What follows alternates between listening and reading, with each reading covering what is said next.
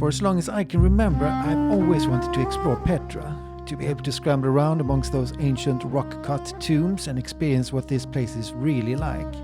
And Petra does not disappoint. If anything, it's even more fascinating in reality. But that's not all. I also wanted to capture the city and recreate it in Unreal Engine. And I will share this process on this channel. But it's a lot of work to do, so let's get started.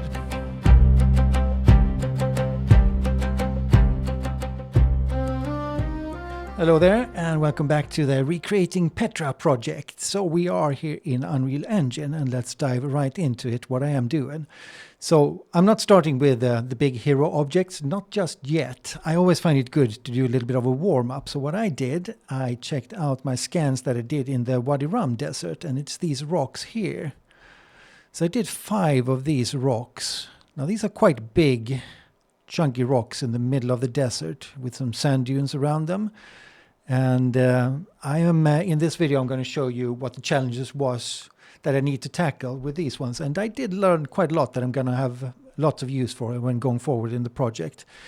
So often when you do this, you start a new project, you don't have all the textures, the paint textures and the brushes that you need, and not even the specific techniques that you need to use in order to solve the problems, because every scene and every project presents its own unique challenges that you need to overcome and solve. Doesn't matter how many projects you've done, there's always something new. Let's quickly travel to Wadi Rum and see what it's all about. So I spent around 3 days in this desert, and it's absolutely a fantastic magical place. And after all that hard work in Petra, I thought I'd just enjoy my time in the desert and take some photographs. But I stumbled across these rocks here, and I just thought I need to capture them as well. So that's what I did. Okay, let's start from the beginning, and it all starts in Lightroom. So this is after I've taken the photos out in the field, of course, and then I import them in here. And then I will have to prepare these in Lightroom in order to get them out to Reality Scan. And already here I can see what the problems are. So if I go to the developer module, now you can see I've already tweaked this quite a bit. So what you often would want to do is even out the highlights with the shadows. So you need to bring those back to each other like this, so they come closer. Now you can't get rid of it completely like this, but a little bit does help. You can see here otherwise, if I do a reset, you can see this is the original. So it's quite different, and it's got kind of chunky shadows there. But what you do want, of course, is to shoot all of this in cloudy conditions, so you get like just a nice ambient occlusion, kind of a dome over it, so you don't get any of these harsh lights.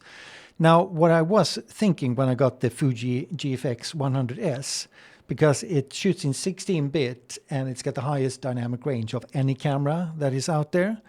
So I thought if with that high dynamic range, I could have a chance to be able to use to boost the shadows and bring down the highlights and make them meet each other. But there's more going on than just luminance. The colors change when they are in shadow as well, and it kind of becomes strange. We will see further on how I try to tackle this, but it did not work out as good as I was hoping. I was hoping for some kind of a miracle there, but it never really works shooting in daylight like this. But quite often it's like, what can you do? It's if you're there for one day and it's sunshine, you still need to grab it, and it still works. I still get the information I need. And you can see here what 100 megapixel looks like at this distance. It's a huge amount of detail. Even got some graffiti there. Nothing gets left alone, huh? Even in the middle of the desert. So what you want to keep from in the color map is you want to get rid of all the shadows, even all the ambient occlusion, so it turns out to be like a super flat image. But you want to keep these colorations here. This one's a little bit gray, you got some drips there, and all that kind of thing. And what I want to do in Lightroom before I export it all out is just to see that the lighting is kind of even.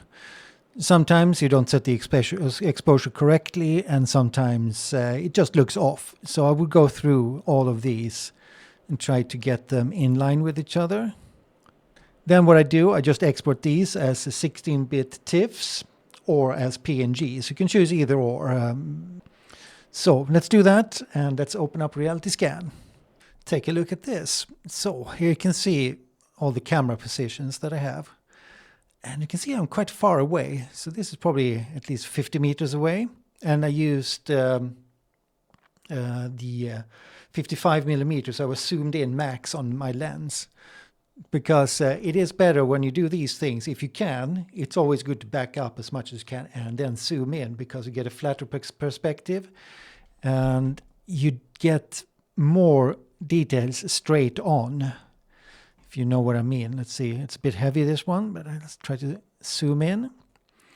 So what I mean by that is if I would stand here and photograph, I would get like a perspective that goes up, which means I would not get these details on the side here. And the further you can back out, the easier it is to just photograph it on the side like this. So if you can, then back up.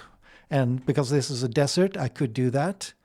And still, with this distance away, the 100 megapixels is still performing great, and I get lots of details.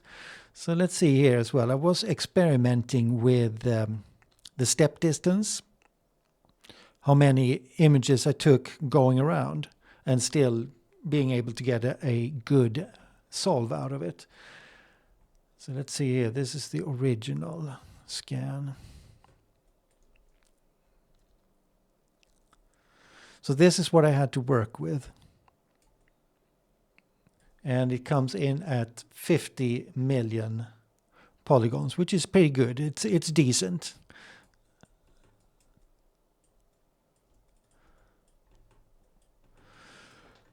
So what I want to do, of course, is to be able to do this as fast as possible, just doing one lap around. That was kind of the test. Because I could, of course, just taken this, and then normally you would go forward and would take another round there, and then it would go in and take more things all over the place. But it kind of defeats the purpose with getting a high resolution camera like this, because I want to be able to save time. That is the main goal. But all right, so this kind of worked out. There is, of course, lots of issues. You can see up here, there is kind of like blank spots here where you couldn't get a solve at all. But this is rocks. I'm quite confident that I could sculpt this out without any problems. And I actually did. But it does take a little bit of time. But let's check what we have. What will the results be of this? So what I need is a high-res model. So this one is a 60 million poly model then, with all the bumps and all the sculpts done. And this one is used then for calculating normal maps and a few other things. And then I get the UVs. So the process is also that I have to make a low-res version of this one, unwrap the UVs, and then bring up the resolution, reproject the high-res details from the high-res mesh into the low-res UV mapped mesh, and then get the texture on. And then I have to export this for painting, so I can paint out everything. But let's go through the whole process there, what I had to do with it in a little bit more detail. So this is more of a breakdown kind of a video. I'm not going to go into like super detail because it's going to be enormously long. But the whole project with the Petra, there's going to be time to dive down into specific techniques here and there, what I use and things like that. But for right now, it's more of a breakdown, kind of an overview style of a video, this. And here is another one. And what I want to show you is the distance between these cameras here. So in this one, I think I took 3 steps between each and took a shot, whilst in the other one I took 10 steps, and then I have one more that I took 15 steps, something like that. I was experimenting with the distance to see which one turned out to be the best one. And well, spoiler for that test is that they were all pretty good. So in this case, where you can go around like this, you can actually cut down on the images quite a lot and get finished quite a lot faster. So they all worked out. Now the question is if this one was better than the others, and I'm not sure if it really was. They all felt kind of similarly good. There was a similar amount of work to be done in sculpting and in painting, so it both worked out. So what I am trying to find is the most efficient way to work. You know, you got to find your limits, well, so you don't overwork it, because you can always come out to a scene and just take 1,000 photos, and then it's going to be really good, of course. But then you wasted your whole day there as well, and you're kind of fatigued, and you got one rock instead of being able to take 10 rocks. So yeah, you got to find the sweet spot, find the limit. And in this one, you can see it's got the largest distance between the cameras of all of them, and it still worked out pretty good. Now I can say also, this one clocks in at 56 million, which is okay, but I think I would like to work with around 100 million. So I think I'm going to try in the future to up the detail just a little bit, see if I can get a bit more of a higher solve. It's always better to oversample than to just stay right at what is acceptable. So 50 million is of course going to be workable, but it would be nice to have even more.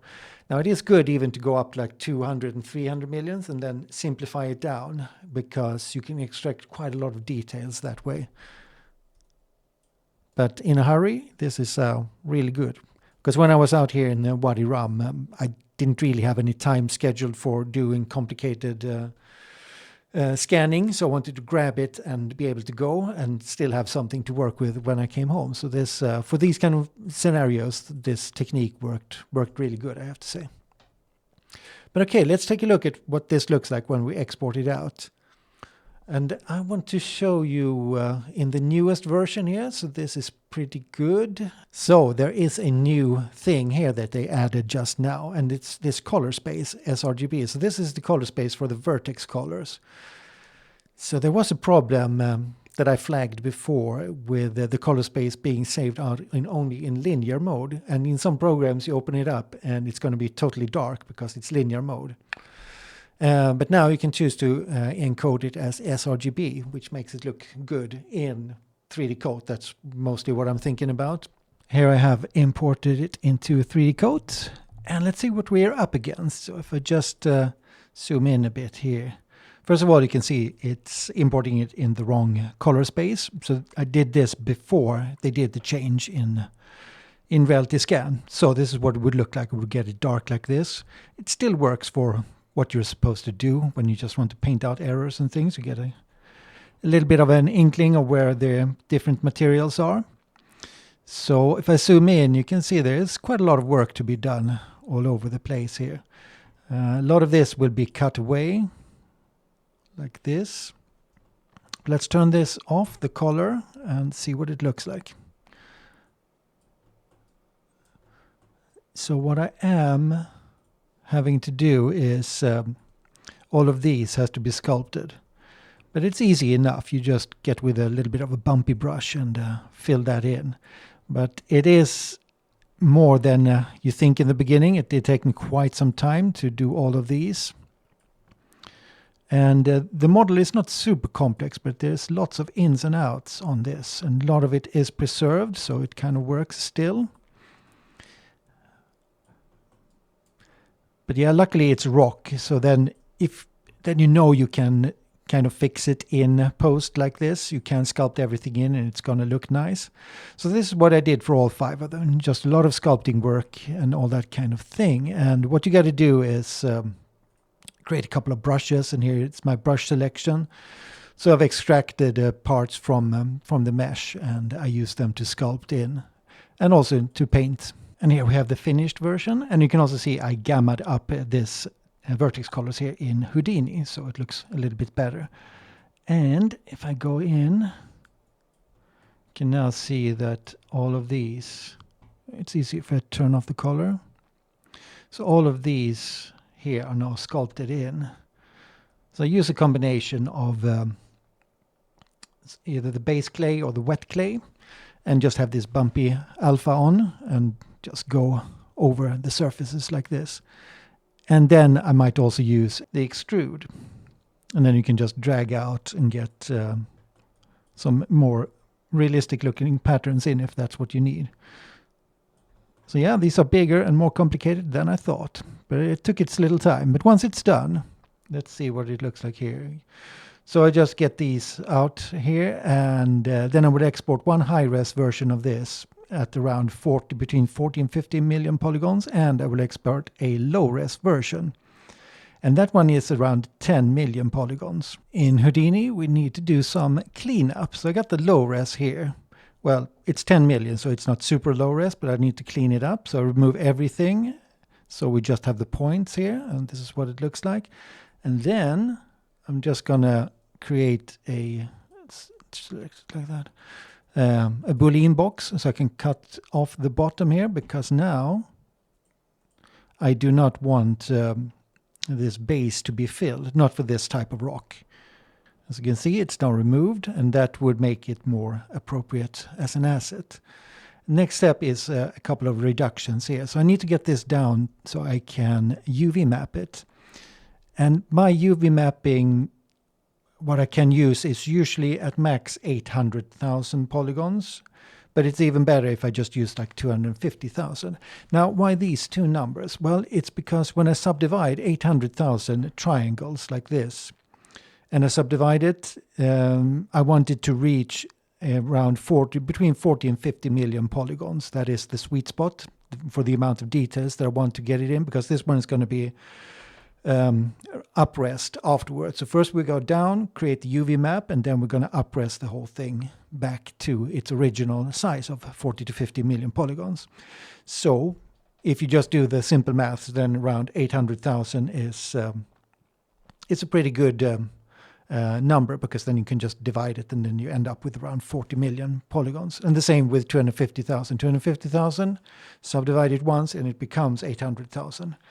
And so on. So it's just something that's good to check. So I can see here, for instance, if I click this, and here we can see now that it is around 10 million. So that means if I subdivide it one more time, it's going to be 40 million. So I know I'm good. And here you can see after the reductions are done, it's 840,000 polygons. So that all makes sense. Now this depends on your system as well. I can quite easily UV map around 800,000, but my machine hits the wall at 1 million, then everything starts getting slow. But at 800,000 it's still pretty smooth. So 250,000 is of course even better, then it's even smoother. So I prefer to do it like that. But if you just look at this model here, it's kind of complicated with all the ins and outs. So you need a lot of polygons to get this done. And for a model like this, going the triangular route is the only viable option because of all the detail here. So I'm not even going to think about trying to make it into quads. This is going to work just fine. But here I definitely need all 800,000 polygons in order to be able to describe it without getting errors when I reproject it afterwards. But okay, so this one gets saved out and it's time for UV mapping. And take a look at this. It's a UV mapped rock. So here you can see the amount of work that goes into UV mapping this. So everything here I have to cut out manually and by hand. And I use only this UV path tool because we're dealing with triangles. None of the loop tools will work. So I just have to go in and cut every single little piece, and then cut and unwrap until you get almost no distortion and when everything looks good. And yeah, usually it actually doesn't take as long as it looks here. It's a lot of patches, but it can usually be done in an afternoon. So once that's done, it gets exported, and now we need to uprest.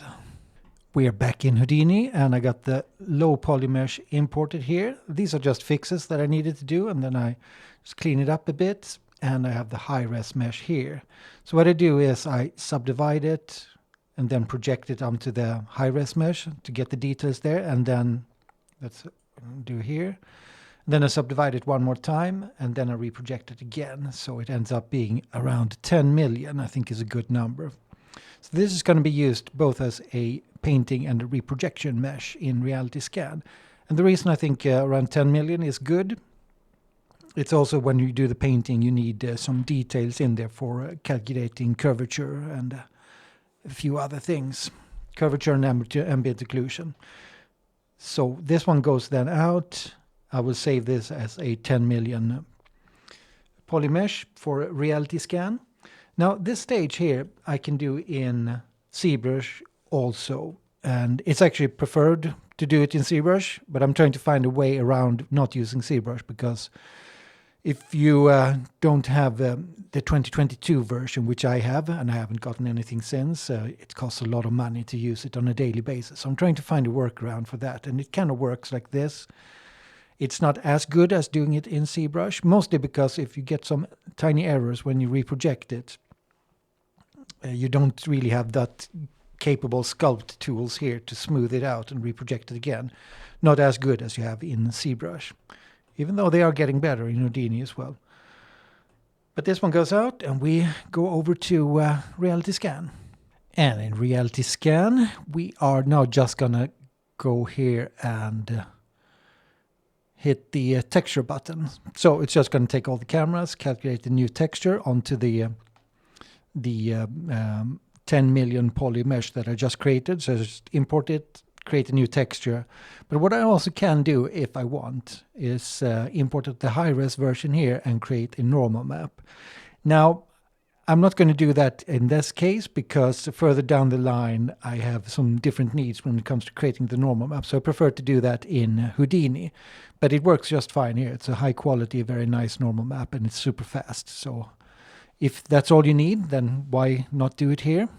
Back in 3D Code for the texturing, and this is the finished result. So I decided I was going to try something kind of crazy. So I went with 16K textures. Now I've only got one UDIM here, so it's just one UV map. But I thought if I do it 16K, then that would be 4 8K textures. So I could use this as a master, and then if I want to split it up, I can easily create 4 8K texture UDIMs out of it, and that should be plenty. Or 16 4K textures. However, it's kind of painful to work in 16K, and certain things absolutely did not work. Like I can't generate the ambient occlusion, and I can't generate the curvature map in 16K, so I have to use it in 8K, which is still plenty.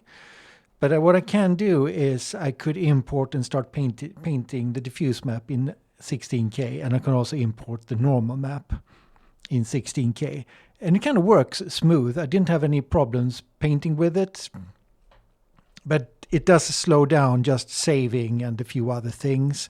It's maybe not the way to go. It complicates things a little bit too much. So I think after this, I'm probably going to step down to 8K in the future. But it's nice to try it, but we're not quite there yet. And also what is most important when you are doing these things is to have lots of detail in the model. Actually, the diffuse map is not that important. It can actually be a little bit fuzzy, because once you've painted out all the shadows and everything, it kind of looks bland. It's completely flat if you've done it correctly and you've got no shadows baked in whatsoever. So you don't really need that high res in the diffuse, but a high res normal map is nice to have, and a high res model is of course nice to have as well. So I decided to delete the texture map that I had, get rid of all of the shadows, or so I thought. So I do that in Agisoft's free delete program. And here we are in Delighter. And this is the original texture map that I've gotten out. And what I have here is the painted illumination map. So you paint in where the shadows are, and you paint in where the highlights are, and it will try to do its magic from there. You can also paint in what to preserve. And I tried a few things here.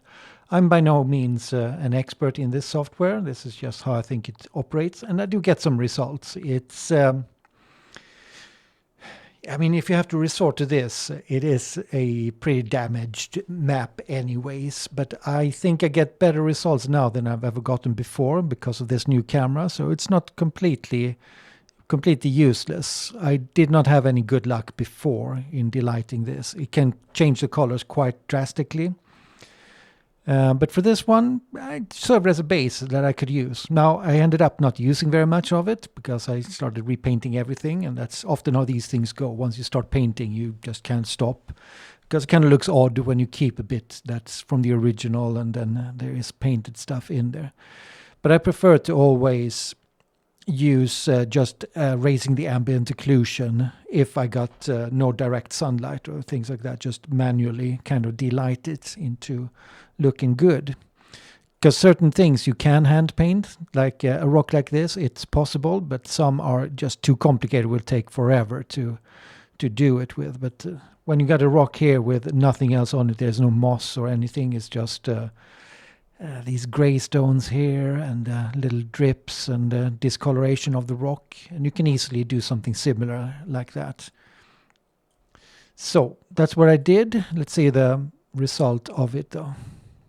And here we go, and you can see it removed quite a lot there. Now it takes quite a long time, but it's mostly because I got a 16K texture to work with. So let's see here we had like quite the strong shadow, and it does do quite a bit. It does help, actually. It really does help. So I'm not unhappy with this result, but it's not even close to being perfect, because there's more things going on than just light and dark. You also get different types of colors in the shadow areas. You get different types of reflections coming up. So this one would turn more red than this. So yeah, a lot of things are happening, and it's not just how much light is hitting the rock.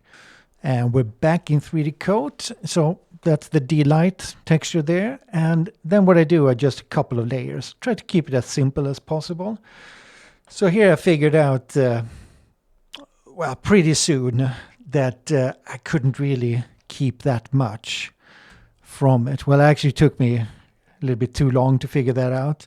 So I was going over it and just painting out all the artifacts, but then it turned out that most of it was just artifacts. So yeah, in the end of it, I decided to pretty much just repaint it from scratch. And I had to find some nice techniques in order to make this work. And the first thing is to find some good textures, and I extract these textures from the photos that I've taken. But I think that's the lesson to take away from this. If there is strong sunlight out and you have to recreate the textures on an asset like this, you should take a couple of minutes to just photograph repair textures out in the field. Something that can easily be constructed into some nice tileable textures that you can easily paint over these things.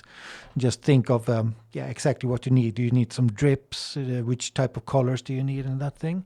And here we have the brushes that I've created so far. A couple of dark ones, a couple of pinks, a couple a little bit more yellow, and that kind of thing. And then I just keep on painting. So what I do first of all is I generate an ambient occlusion, and that one is very good to mask out when you're painting in the crevices here. So you can make that a little bit darker, maybe a little bit more gritty where dust has collected. And the same thing is for the cavity map. So the cavity map is, you can paint on tops of the peaks or down in the valleys, so to speak. So you can get this kind of an effect here. So this is good if you want to paint in stones on top, or if you need sand on top or sand inside of these little crevices here. And this is what it looks like. So it uses kind of an RGB curvature map, I call it. So I got a few more options here than I usually have.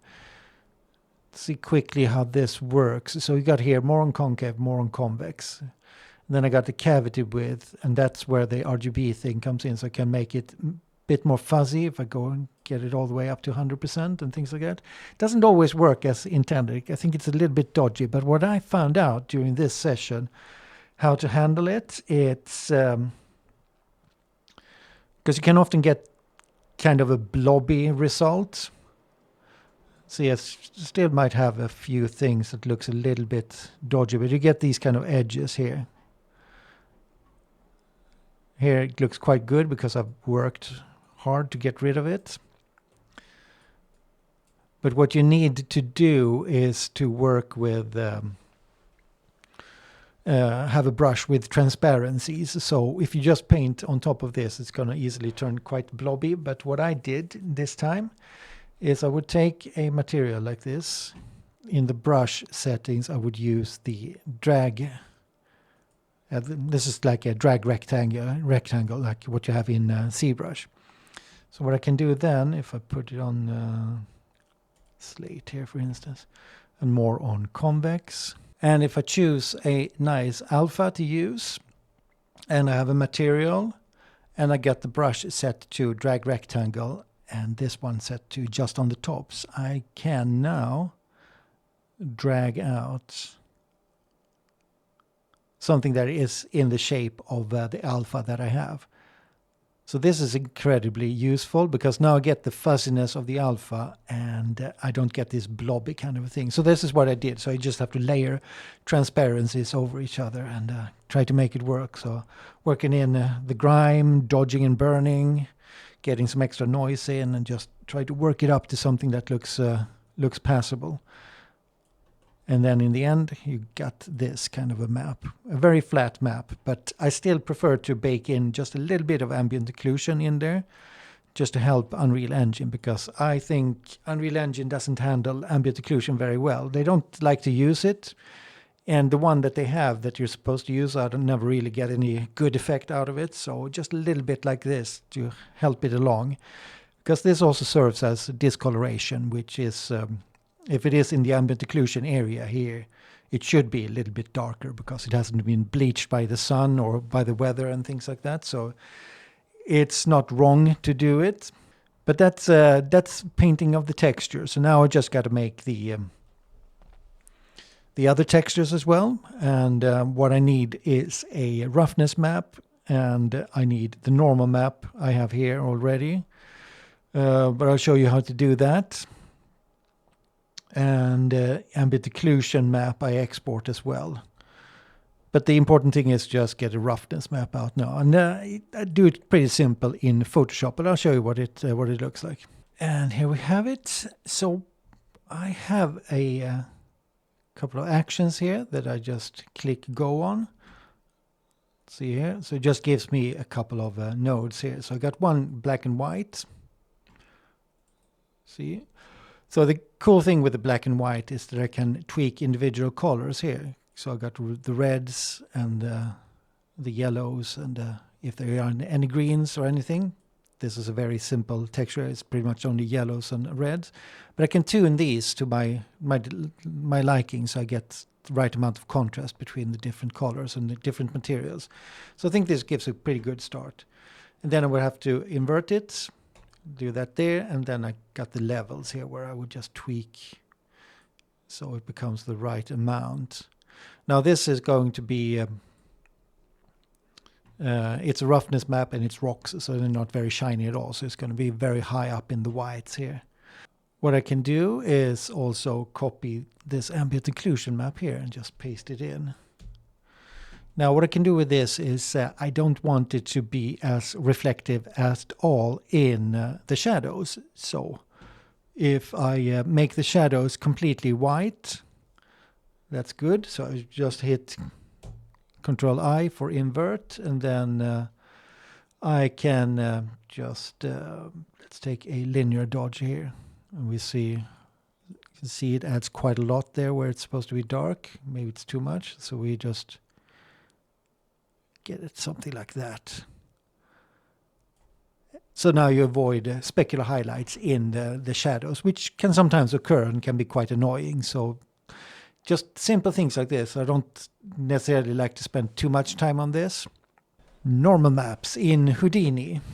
So what we do is we get the high res to steal the detail from, and we got a low res. In this case, I'm using that paint version that I did, but I'm going to reduce it down quite a lot more now. So now it's time to decide how many polygons you want to ship this with. And for me, I'm going to try 1 million, because the normal map has to be calculated for all the resolutions that you do, or else it's going to look off. So this would be the normal map I'm doing now is going to be for this 1 million polygon.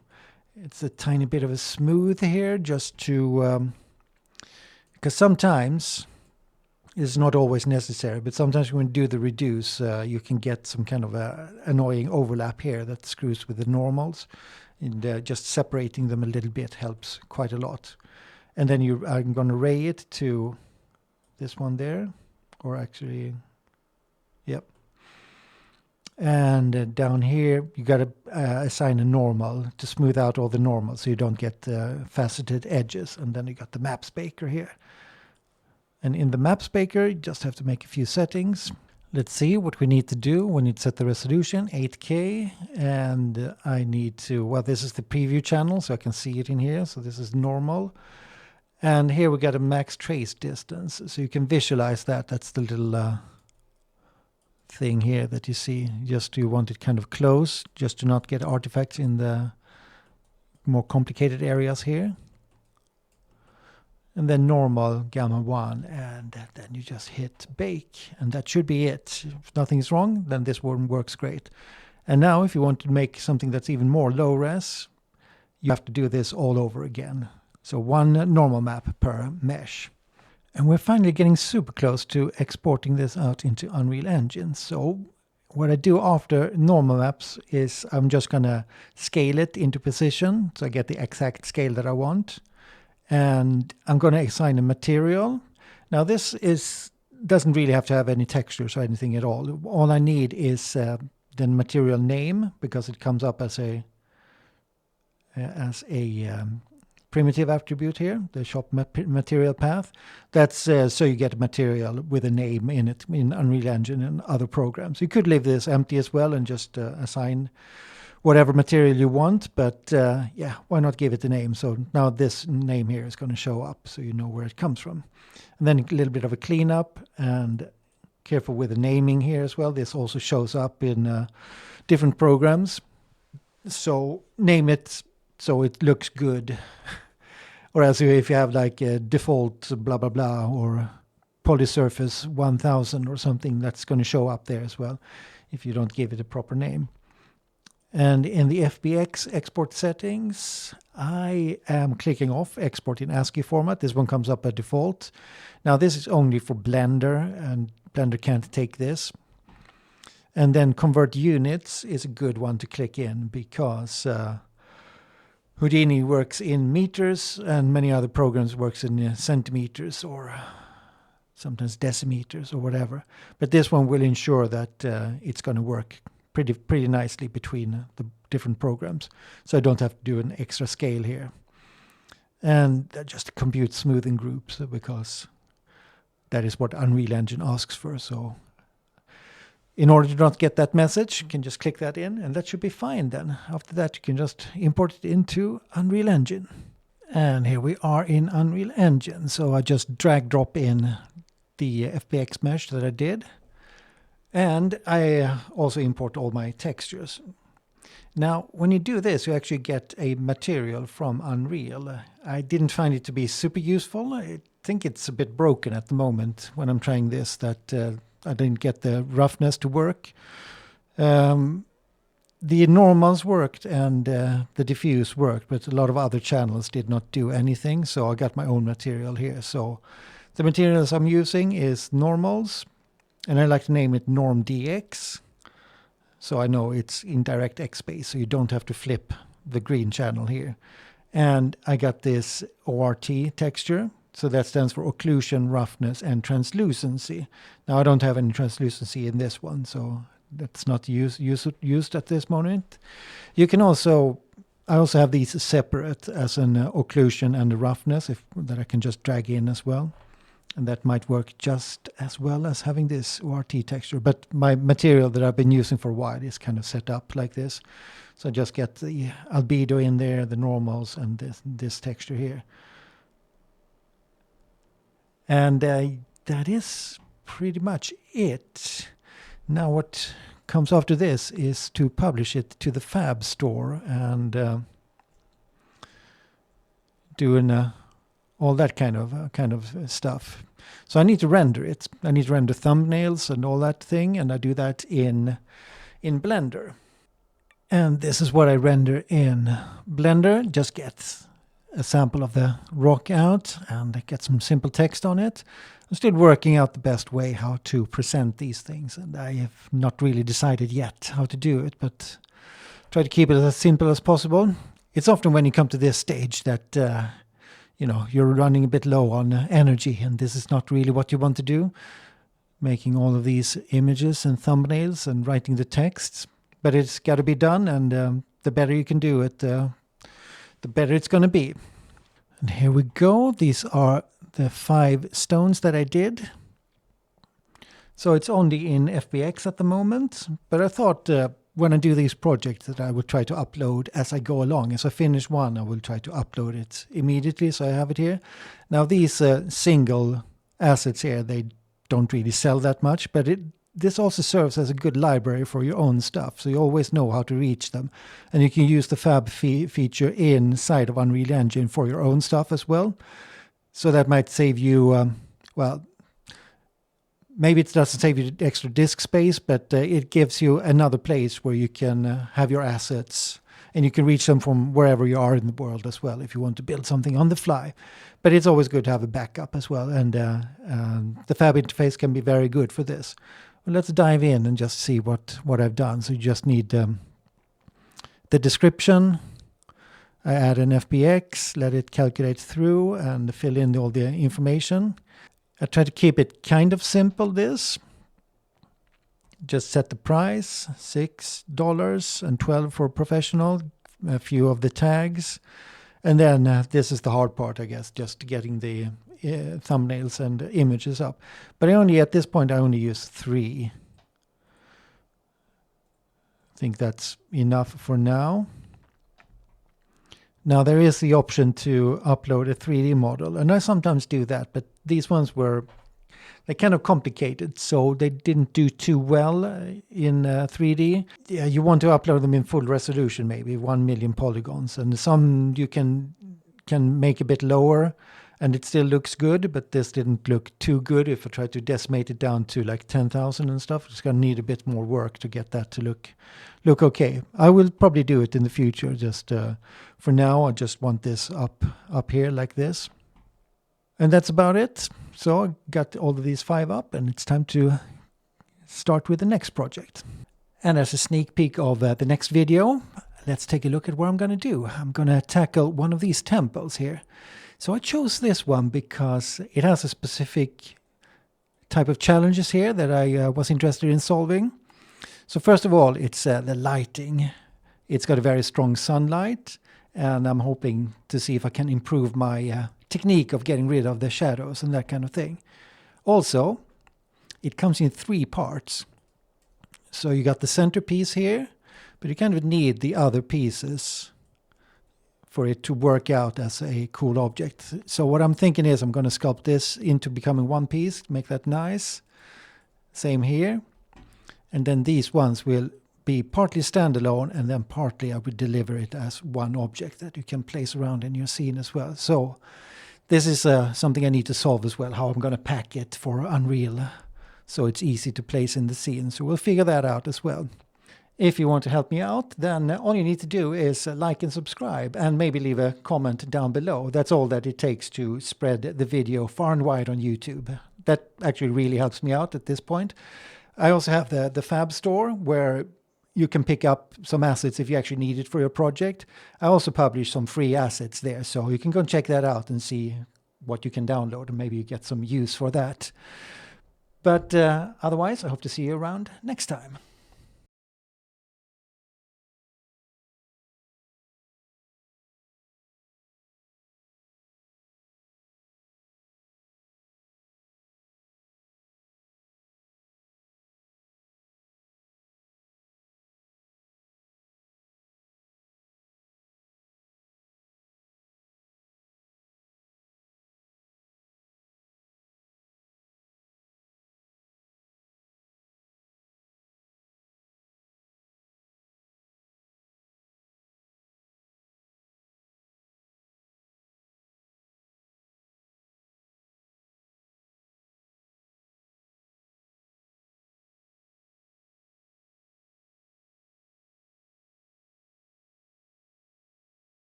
So, and if you want to help me out, then all you need to do is like and subscribe, and maybe leave a comment down below. That's all that it takes to spread the video far and wide on YouTube. that actually really helps me out at this point.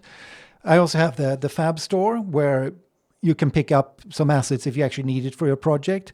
I also publish some free assets there, so you can go and check that out and see what you can download, and maybe you get some use for that. But otherwise, I hope to see you around next time.